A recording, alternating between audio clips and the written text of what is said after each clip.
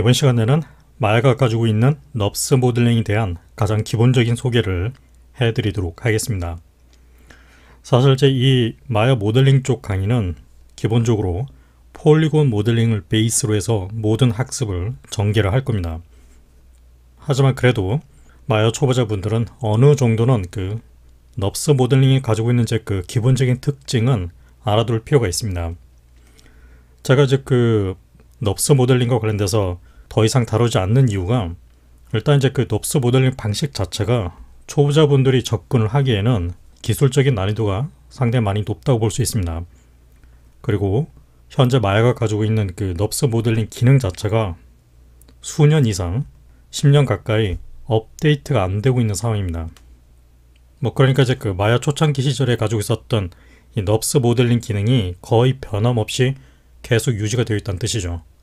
상대적으로 폴리곤 모델링 쪽은 계속해서 지속적으로 기능이 업데이트가 되고 신기술이 도입이 되고 있는 것에 반해서 마야의 넙스 모델링은 초창기 시절에 마야가 가지고 있었던 것과 별반 차이가 없습니다. 더군다나 마야가 계속 버전업을 함에 따라서 이 넙스 모델링 쪽 기능이 점점점 기능이 좀 불안정해지고 버그가 많아지고 있는 상황입니다. 이런저런 그런 상황을 보고 판단했을 때 제 개인적으로는 어차피 현대 3D 그래픽의 기본 모델링 베이스 테크닉은 대부분 폴리곤 모델링 방식을 사용하고 있기 때문에 초보자분들이 필요 이상으로 넙스 모델링에 지나치게 투자를 할 필요가 없다고 저는 생각을 합니다. 물론 넙스 방식으로 좀 더 정확한 공률을 베이스로 하는 그런 모델링 자체가 필요하다 그러면은 엘리어스 스튜디오나 라이노 같은 그런 넙스 전용의 3D 모델링 소프트웨어를 사용을 해서 작업을 하는 것이 더 현실적이라고 할 수 있겠습니다. 아무튼 마야 초보자 관점을 위해서 최대한 간결하게 정리를 해보겠습니다. 이전 시간에도 얘기한 대로 이 넙스라고 불리는 이 모델링 방식은 기본적으로 커브를 베이스로 한다고 얘기를 했습니다. 즉 어떤 이런 곡선 커브가 있게 되면은 그 곡선 커브를 바로 연장을 시켜서 이런 식으로 곡면을 가지고 있는 하나의 면단이 바로 그것을 서피스라고 합니다.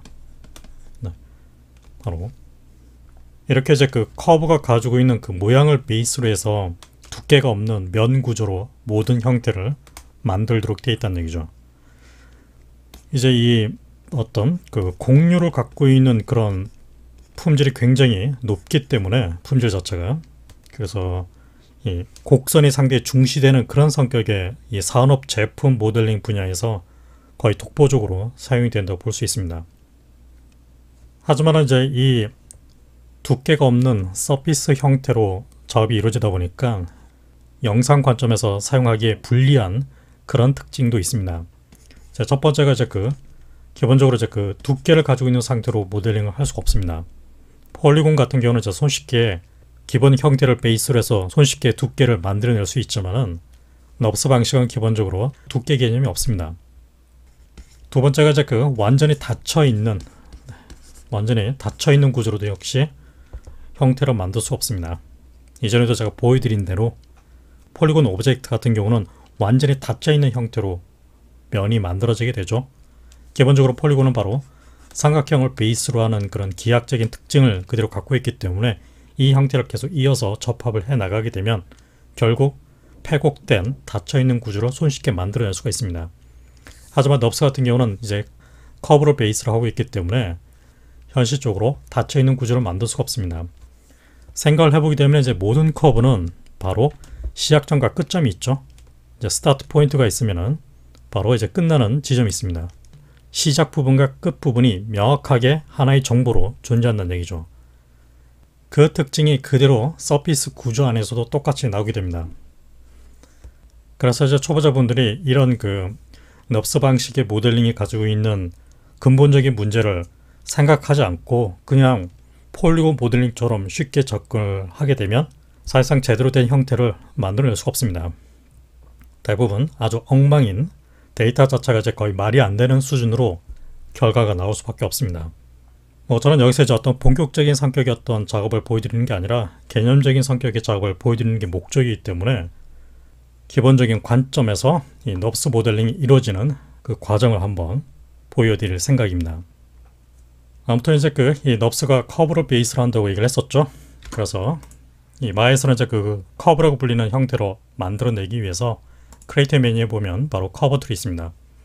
여기는 이제 이 기능들을 사용을 해서 곡선 또는 뭐 타원, 원 이런 형태를 만들어낼 수가 있습니다. 네, 만약에 이제 그 완벽한 서클 커브가 필요하다고 판단이 되면 넙스 프리미티브 쪽에 보면 바로 서클 커브 기능이 있죠. 그 아래 보면 사각형을 만들어주는 스퀘어 커브도 있습니다. 서클 커브를 이제 하나 생성을 하게 되면 이렇게 완전한 원형 형태의 커브가 만들어지게 되죠. 히스토리 쪽에 있는 바로 레디어스를 통해서 이렇게 기본적인 반지름을 바꾸어 놓을 수 있습니다. 폴리곤과 마찬가지로 오른쪽 마우스 클릭 바로 마킹 메뉴가 나타나죠. 이 중에서 컨트롤 버텍스를 통해서 접근을 할 수 있는데 이 포인트의 이제 그 위치를 바꿈을 해서 어떤 형태적인 조작을 만들어낼 수 있습니다.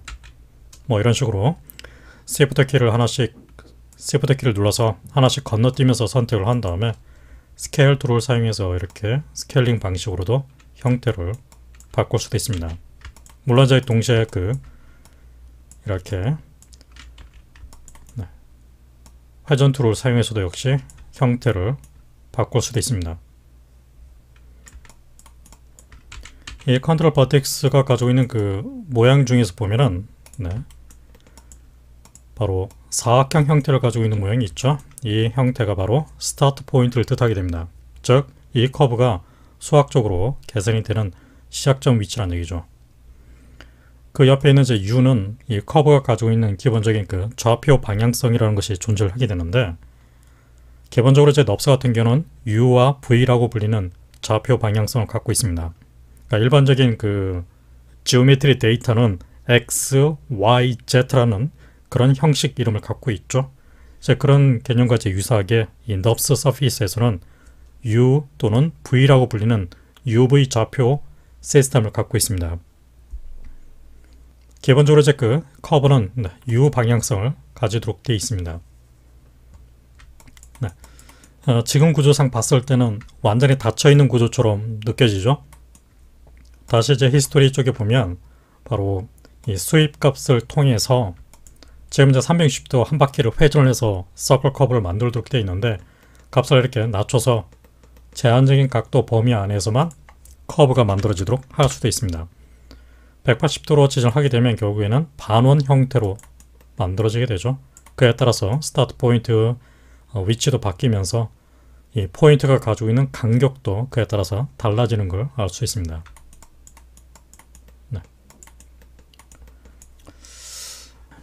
다시 오른쪽 마우스 클릭 오브젝트 모드로 바꿔서 이 서클 커브는 삭제하겠습니다. 이번에는 이제 그 아래에 있는 넙스 프리미티브 스퀘어, 그럼 이제 이렇게 사각형 형태의 커브가 만들어지죠. 가만히 보면 이 사각형 커브는 완전히 이제 닫혀있는 구조의 형태가 아니라 바로 이렇게 위아래 좌우가 가지고 있는 그 개별적인 커브가 이렇게 하나의 그룹된 형태로 모여져 있다는 걸 알 수 있습니다. 전체 그 상위 그룹 노드로 선택해서 스케일 툴을 사용해서 스케일을 이렇게 크게 바꿔놓을 수 있습니다.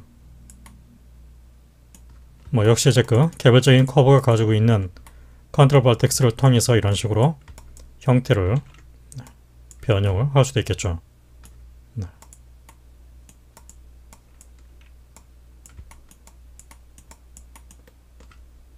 미리 만들어져 있는 이제 그 서클과 사각형 커브가 아니라 바로 처음에 얘기한 바로 이 커브 툴이 가지고 있는 기능을 조합해서 자유 곡선을 만들어낼 수 있습니다. 대표적으로 많이 쓰이는 기능이 바로 CV 커브 툴, EP 커브 툴입니다. CV 커브 툴을 다뤄보죠. CV 커브 툴의 옵션을 클릭하게 되면 아마도 이제 그 디폴트 상태에서는 이렇게 설정이 되어 있을 텐데, 보게 되면 이제 그 지금 3큐빅으로 되어 있죠. 이 숫자의 의미는 최소한의 커브를 생성을 하기 위해서 필요로 하는 CV 포인트의 개수를 뜻하게 됩니다. 지금 3이라고 되어 있으니까 3개가 필요하다고 판단을 할 수 있는데 실제로는 스타트 포인트를 포함을 해서 4개로 생각을 하시면 됩니다. 즉 3 플러스 1이라는 얘기죠. 그래서 커브 디그리가 이제 3이라는 얘기는 최소한의 길이를 갖고 있는 커브를 생성하기 위해서는 4개의 포인트가 필요하다는 뜻입니다. 그래서 첫 번째 클릭, 그러면 이제 스타트 포인트를 뜻하는 사각형 포인트가 보이죠? 두 번째 클릭, 그 다음에 이제 그 커브의 방향성을 표시하는 U 포인트가 보이죠?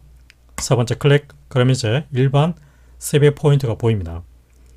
여기까지 보면은 하나, 둘, 세 개까지 찍었죠? 뭐 이렇게 놓고 보면은 직선 커브가 만들어진 것처럼 보이지만은 그게 아니라 이것은 커브가 아닙니다. 아까 그런 얘기를 했었죠? 실제로 3 큐빅 타입에서는 4개의 포인트가 필요하다고 얘기를 했습니다. 그래서 네 번째 포인트를 찍어야만 비로소 실제적인 넙스 커브가 만들어지게 됩니다. 지금 이제 봤을 때는 이제 커브가 약간 조금 이렇게 각이 져 있는 딱딱한 느낌으로 보이죠? 뭐 이것은 이제 그 마야에서 디스플레이 속도를 향상시키기 위해서 커브를 좀 러프하게 표현을 해주고 있는 겁니다.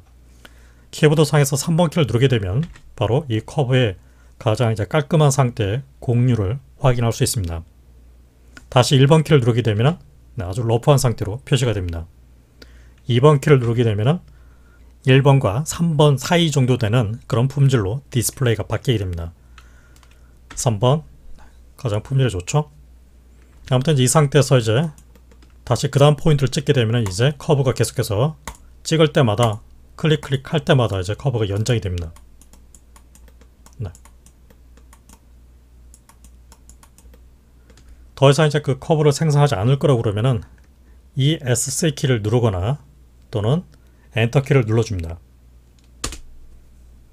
때에 따라서는 오른쪽 마우스 클릭했을 때 나타나는 바로 컴플리트 툴 기능을 사용해서 종료를 할 수도 있습니다. 다시 한번 생성해보죠. 삭제를 해버리고 지금 세비 커브 툴이 활성화되어 있죠. 클릭, 이번에는 5로 디그리를 맞춰놓고 해보죠. 5니까 이제 플러스 1을 했을 때, 즉 최선의 커브를 생성하기 위해서는 6개의 포인트가 필요하다는 뜻이 되겠죠. 그래서 첫 번째, 두 번째, 세 번째, 네 번째, 다섯 번째, 여섯 번째, 비로소 이제 커브가 나타나죠. 3번 키, 그 다음 포인트부터는 그냥 찍으면 찍는 대로 커브가 만들어지게 됩니다. 네, 포인트에서 클릭 드래그 하는 방식으로 해서 역시 커브가 가지고 있는 어떤 기울기, 모양, 곡률 이런 것들을 마음대로 바꿔놓을 수 있습니다. 오른쪽 마우스 클릭, 컴플리트 툴, 네, 할 수 있죠. 지금은 제가 이제 그 퍼스펙티브 상에서 커브를 생성을 했기 때문에 기본적으로 이제 그 그리드 평면에 놓여 있는 그 방향성대로 커브가 생성이 되도록 되어 있습니다. 만약에 이제 그 뷰를 프론트 뷰로 바꿔서 이제 커브를 생성하게 되면 네, 바로 프론트 뷰가 바라보고 있는 그 방향성대로 커브가 만들어지게 됩니다. 실제로 이제 확인을 해보면 바로 Z축을 바라보고 있는 그 방향성대로 지금 커브가 만들어져 있다는 걸 알 수가 있죠. 네. 다시 3 큐빅으로 바꿉니다. 클릭, 클릭, 클릭, 클릭. 네. 여기서 이제 그 지금 나타나고 있는 이 표시의 의미, 뭐 일단 보면은 바로 각각의 이제 그 포인트마다 가지고 있는 이런 포인트 보이죠? 스타트 포인트는 기본적으로 사각형을 띈다고 얘기를 했습니다. U는 바로 방향성을 뜻하는 바로 UV 좌표에 있어서 바로 U 좌표를 뜻한다고 얘기를 했습니다. 그러니까 커브가 흘러가는 방향성이 이렇게 나가고 있다는 얘기죠. 그 다음에 이제 일반적인 세이브 포인트가 보입니다. 네. 지금 보게 되면 이제 그 포인트와 포인트 사이에 그 연결이 되고 있는 그런 이제 흘러가는 방향성을 보여주면서 동시에 신축적으로 연결이 되어 있는 라인이 보이죠? 네, 바로 이 라인을 허리로 갑니다. 그리고 이렇게 CV와 CV 사이에 있는 네, 이 간격 있죠? 이 둘 사이에 있는 간격을 바로 스팬이라고 합니다. 기본적으로 이 헐이 하는 역할은 어떤 그 컨트롤 버텍스가 가지고 있는 서로의 유기적인 공유를 맞춰주는 역할을 하게 됩니다. 그래서 이제 만약에 다시 오른쪽 마우스 클릭, 컨트롤 벌텍스, 하나의 컨트롤 벌텍스를 이제 그 위치를 바꾸게 되면 지금 봤을 때는 이제 단순하게 하나의 포인트만 이제 바뀌고 있는 것처럼 보이지만은 실제로는 그 다음 포인트가 가지고 있는 기울기, 곡률의 기울기가 바뀌고 있는 상태입니다. 그래서 어떤 그 컨트롤 벌텍스와 그 다음 컨트롤 벌텍스가 가지고 있는 그 놓여있는 각도, 기울기 이런 것들을 시각적으로 체크를 하기 위해서 바로 헐이라고 불리는 구조를 사용하게 됩니다. 커브를 선택해서 오른쪽 마우스 클릭하게 되면 이제 헐이 보이죠? 그러면 이제 실제로 그 헐이 지금 놓여있는 그 방향성이 어떻게 놓여있는지 알 수 있습니다. 지금 상대적으로 보게 되면 이제 이렇게 그 다음 포인트에 비해서 기울기가 이렇게 꺾여 있죠. 그 얘기는 그만큼 커브가 각도가 틀어져 있다는 뜻입니다. 그것을 이제 체크하는 목적으로 바로 이 헐이라는 구조를 사용하게 된다는 얘기죠.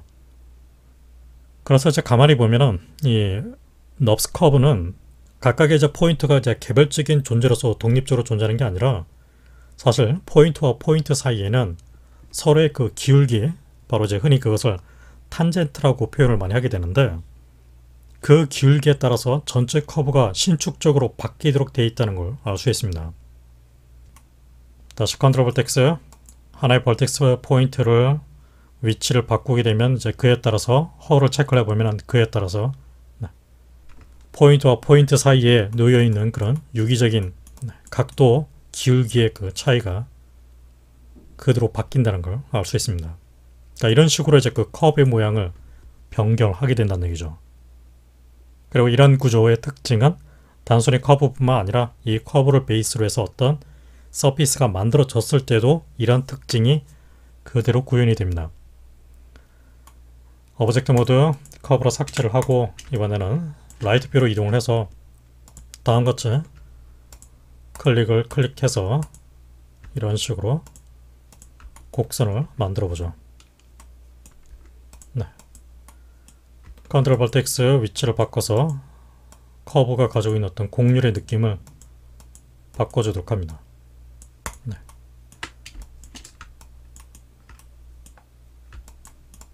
이제 이 커브를 가지고 해서 단순하게 X축 반영으로 연장을 시켜서 하나의 서피스를 만들어 보죠.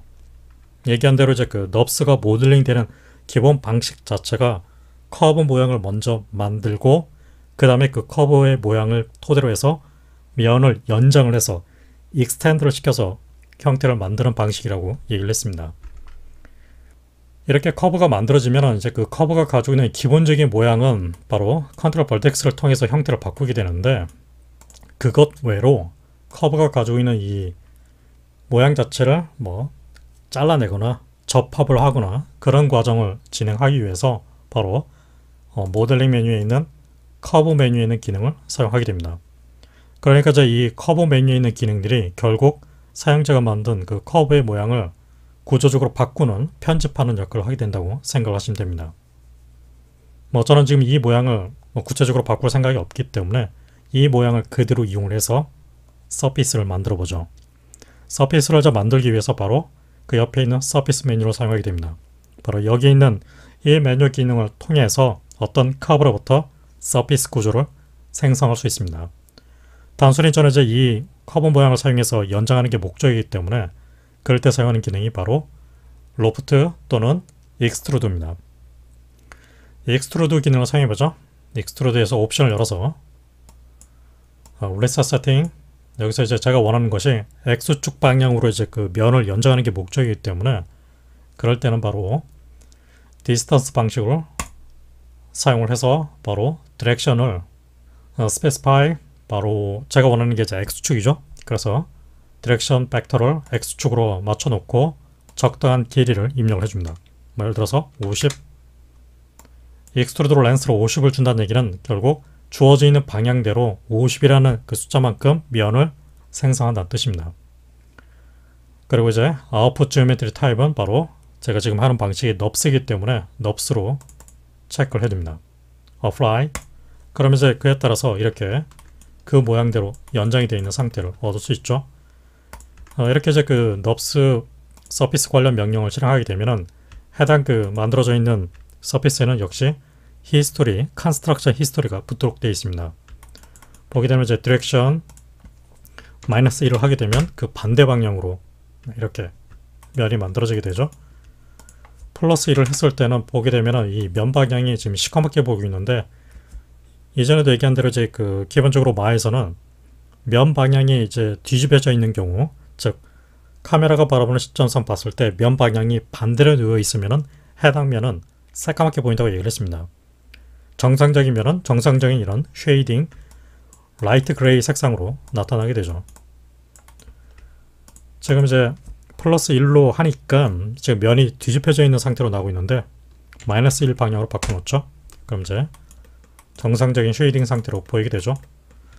그 다음에 랭스가 이제 50인데 좀 더 각 길이를 좀 줄여서 표현을 해놓죠. 30 정도 줄여서 만들어 주겠습니다. 어쨌거나 지금 보게 되면 제가 최초에 생성했던 그 커브를 베이스로 해서 하나의 이 서피스 구조가 만들어졌죠.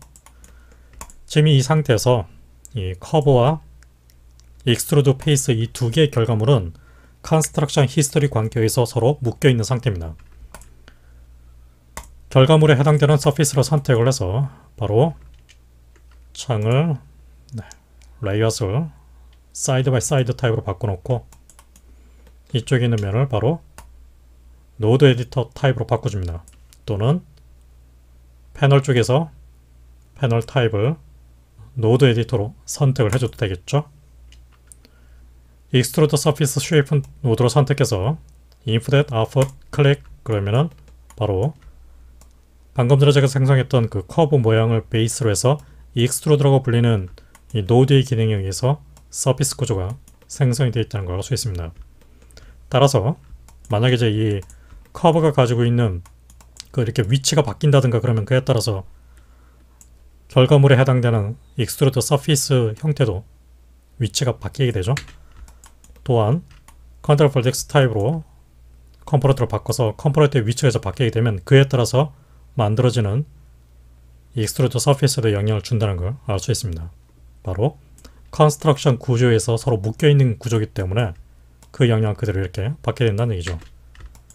하지만 서피스를 선택해서 바로 Delete by Type History, 즉 Edit, Delete by Type History, Alt Shift D 또는 A키를 누른 상태에서 왼쪽 마우스 클릭 나타나는 Delete History 기능을 통해서 히스토리를 삭제를 하게 되면 중간에 연결이 됐었던 그 익스트루드 노드 자체가 삭제가 되죠. 그에 따라서 더 이상은 이 커브가 가지고 있는 연결선과 서피스 간의 종속관계가 사라졌기 때문에 이 모델링적인 종속관계가 사라졌기 때문에 커브가 가지고 있는 컨트롤 벌텍스의 모양을 바꾼다고 해도 서피스에 이제는 더 이상 영향을 주지 않게 됩니다. 아무튼 이제 이런 식으로 하나의 그 커브를 생성을 해서 그 커브로부터 이런 식의 개념으로 서피스, 즉 두께가 없는 서피스 구조를 생성을 하게 됩니다. 만들어져 있는 이 서피스의 구조를 보게 되면 역시 똑같이 컨트롤 버텍스가 보이죠? 클릭하게 되면 바로 이 서피스마다 역시 똑같이 컨트롤 버텍스 구조가 그대로 보여서 그 위치를 바꾸게 되면 그에 따라서 형태적인 변형이 발생되는 걸 알 수 있습니다. 또한 헐로 선택을 하게 되면 헐 구조가 보이죠?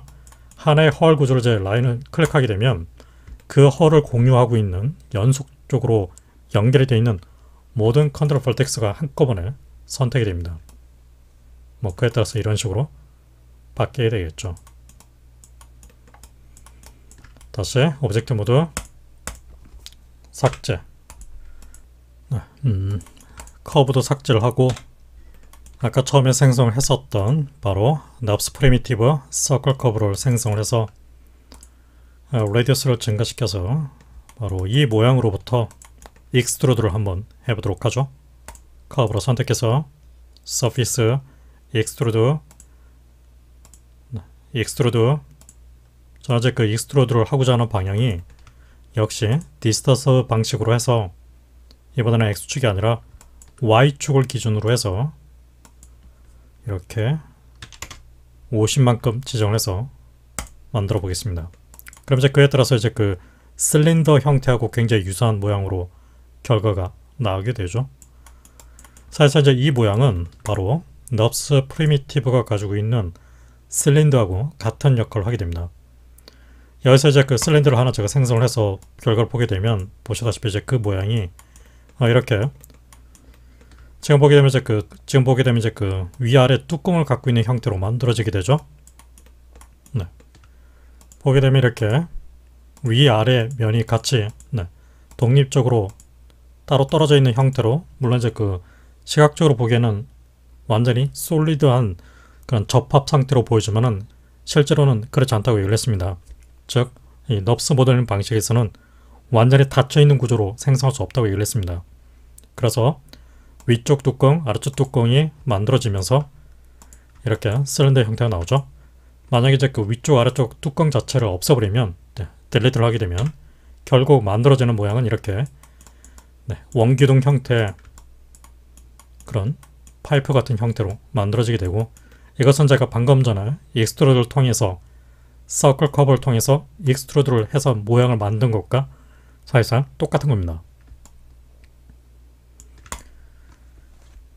삭제를 하고, 결과도 삭제를 하고, 이번에는 이 커브를 가지고 있는 이제 그 수입 값을 180으로 해놓죠. 그리고 지금 이 커브가 놓여있는 그 방향성을 보게 되면 make 넙스 서클에 보면 normal y가 1로 되어 있죠. 그 얘기는 y축을 바라보는 방향으로 놓여져 있다는 뜻입니다. 값을 이제 그 y축은 제로로 해놓고 대신에 이제 그 normal z 방향으로 1을 입력해서 만들어주죠. 그러면은 이렇게 Z축, 즉 프론트 축을 기본으로 해서 방향성이 맞춰지게 되죠. 뭐 굳이 로테이트 속성을 이용해서 커브를 회전할 필요 없이 이 노멀 속성을 사용해서 기본적인 생성 방향을 바꿔놓을 수 있습니다. 어쨌거나 지금 보게 되면 이렇게 그 반원 형태로 모양이 만들어져 있습니다. 이번에는 이제 그 이 커브를 단순하게 직선적으로 연장하지 않고 회전을 시켜서 모양을 만들어 보죠. 아까 이제 그 익스트루드 같은 경우는 일직선으로 커브 모양을 따라서 면을 연장을 시켜서 형태를 만들었다면은 바로 이 리볼브라는 기능을 사용하게 되면 회전을 시켜서 면을 만들 수가 있습니다. 리볼브 옵션을 열어서 지금 이제 회전이 되는 기본 축이 Y축으로 되어 있죠. 제가 원하는 것도 바로 Y축입니다. 즉 저는 이 커브를 Y축으로 이렇게 회전을 시키면서 면을 생성을 할 생각입니다. 그리고 이제 그 피봇, 즉 생성이 되는 기본 축이 있는데 그 기본 축은 바로 이 커브가 가지고 있는 축을 그대로 사용하겠습니다. 다행스럽게도 지금 이 축은 글로벌 좌표상 00 위치에 놓여 있습니다. 그리고 이제 회전이 되는 각도는 0도에서 320도, 즉 한 바퀴를 회전한다는 얘기죠. 이걸 제가 180도로 바꿔놓죠. 그 다음에 이제 세그먼트는 이제 그 회전을 시켰을 때 면이 이제 분할이 되는 일종의 폴리곤에 있어서 디비전 개념으로 생각을 할 수 있습니다. 면이 얼만큼 분할이 되어 있는 상태로 생성이 되느냐, 그 생성이 되는 비율이 바로 세그먼트가 하는 역할입니다. 아웃풋 지오메트리 타입을 넙스로 해놓고 어플라이를 하게 되면 보시다시피 어떻게 되죠? 보면 이제 그 180도 회전한 그 상태의 모양을 따라서 이렇게 반원체가 만들어지게 되죠. 역시 이제 그 리볼브 컨스트럭션 히스토리 노드가 이 서피스 쪽에 만들어져 있습니다. 방향을 좀 바꿔보죠. 마이너스 180에서 0도. 그러면 이제 반대 방향으로 이렇게 회전이 되겠죠. 다시 이번에는 0도에서 360도. 그러면은 완전히 구체 형태로 모양이 만들어진 걸 알 수 있습니다. 그리고 지금 보면 이 섹션이 바로 아까 옵션에서 제가 리볼브 옵션에서 지정했던 그 세그먼트 레벨하고 같다는 걸 알 수 있죠. 그래서 보게 되면 이제 면이 지금 보면 위에서 봤을 때 나눠져 있죠. 하나, 둘, 셋, 넷, 하나, 둘, 셋, 넷. 총 탑뷰에서 봤을 때 8개 8등분으로 현재 지금 면이 나눠져 있는 걸 알 수 있습니다. 이 수치를 이제 증가시키면은 그에 따라서 더욱더 분할되는 면수가 많아져야 되겠죠. 따라서 이제 그 서피스가 가지고 있는 그런 곡률의 상태가 더 많은 그런 좌표로 값을 가지게 되기 때문에 더욱더 부드러운 면 상태를 얻을 수가 있습니다. 그런데 지금 보게 되면 이제 이 서피스가 가지고 있는 그 면이 생성된 방향을 보게 되면 새까맣게 보이죠? 그 얘기는 무슨 뜻이죠? 면의 방향이 카메라가 바라보는 시점상 반대 방향으로 뒤집혀 있다는 뜻입니다. 이렇게 나오는 이유가 여러분들이 이제 최초에 그 커브를 생성했을 때 이 커브가 가지고 있는 바로 방향성, 바로 이 컨트롤 벌텍스 단위에서 봤을 때 이 스타트 포인트가 이제 사각형이라고 얘기를 했습니다. 와이어프레임 상태에서 봤을 때 4번키를 눌렀을 때 이제 와이어프레임 상태로 보이는데, 보게 되면 이제 이 사각형 포인트가 이제 스타트 포인트고 그 다음 포인트가 바로 방향성을 뜻한다고 얘기를 했습니다. 그래서 지금 이 커브는 여기서부터 시작해서 이쪽 방향으로 흘러갑니다. 자, 그 방향대로 이용을 해서 리볼브를 했더니 이런 식으로 다시 5번 키 그 리볼브 결과가 면 방향이 반대로 뒤집혀 있는, 바깥쪽이 아닌 안쪽 방향으로 뒤집혀 있는 상태로 만들어진 것이죠. 그래서 이 넙스 서클 커브가 가지고 있는 이 방향성을 반대로, 즉 스타트 포인트가 여기가 아니라 아래쪽에서부터 시작되도록 그 방향성을 뒤집기 위해서 바로 커브를 선택해서 커브 메뉴에 보면 리버스 디렉션이라는 기능이 있습니다. 말 그대로 이제 방향을 반대로 뒤집어진다는 뜻이죠. 리버스 디렉션. 그럼 이제 어떻게 되죠? 다시 서클 커브를 체크를 해보면 바로 사각형 스타트 포인트 위치가 이제 여기로 바뀌어 있죠. 아까 위쪽이었던 것이 아래쪽으로 방향성이 반대로 바뀌어 있습니다. 그래서 이제 그 결과가 이렇게 정상적인 그런 바깥쪽으로 향하는 노멀 방향으로 그 결과가 나오게 됐습니다. 지금 제가 만든 이 방식이 결국 바로 넙스 프리미티브가 가지고 있는 스피어하고 같은 겁니다. 바로 이 모양과 사실 같은 결과란 얘기죠.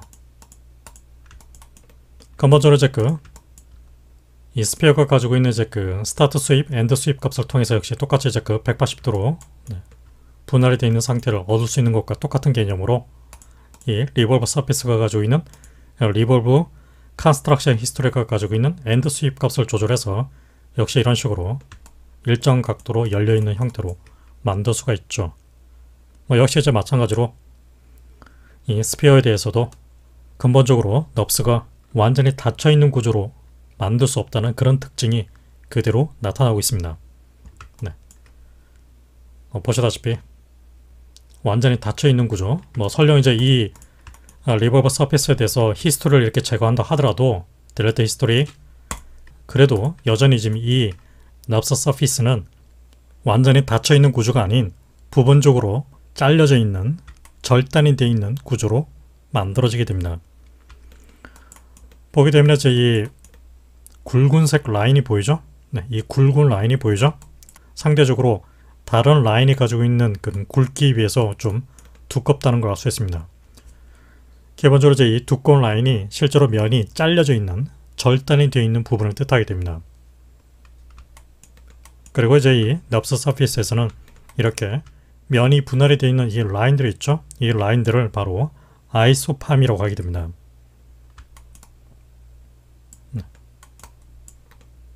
아무튼 이렇게 이제 넙스 모델링 방식은 사용자가 어떤 임의의 그 커브를 생성을 한 다음에 그 커브를 가지고서 특정한 방향으로 연장을 하거나 회전을 시키거나 해서 서피스 단위에, 즉 두께가 없고 또 완전히 닫혀지지 않는 그런 구조의 서피스 면을 생성하는 방식이라고 할 수 있습니다. 이번 시간에는 여기까지만 정리를 해두겠습니다. 다음 시간에 계속 이어서 이 넙스와 관련된 기본적인 이야기를 이어나가도록 하겠습니다.